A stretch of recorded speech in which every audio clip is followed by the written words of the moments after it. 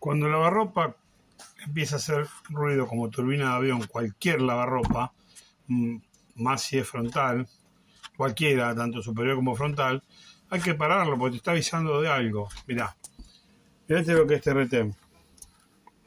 No tiene el cachilabio. Mirá, rota la cuba.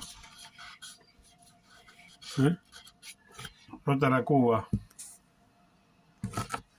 Le dio hasta que no dio más. Mirá, todo pedazo de plástico, ¿ves? Hay que pararlo. Ahora hay que reparar esta cuba. Si no se puede reparar encima de esta parte fina, hay que cambiar la cuba. Sí, se va a poder reparar, vamos a tratarla, pero no se hace un buen laburo excelente. Lo excelente es cambiar la cuba. Yo lo voy a reparar con plástico, como le he enseñado en otro momento, pero ahí en la parte fina. Esto es una parte gruesa y es una parte fina. Así que hay que tener cuidado cuando la lavarropa dice cuando el río suena porque agua trae. Bueno, tengamos en cuenta eso. No es darle hasta que se destartara todo. Ya. ¿Qué es esto? Le falta la chapa. Le pusieron eso para que no toque. Una chapa acá.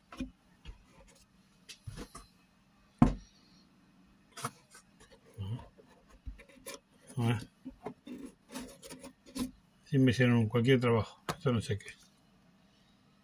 Ah, no, esto es una lengüeta. Mirá, una zapatilla de negro. ¿Dónde se fue a meter? Así que hay que tener cuidado. Estas cosas me dan bronca, me sacan de quicio porque ya te está avisando la lavarropa. Así que parémoslo un poco, la pelota. Si te gustó el video, deja un me gusta, suscríbete o haceme algún comentario. Gracias.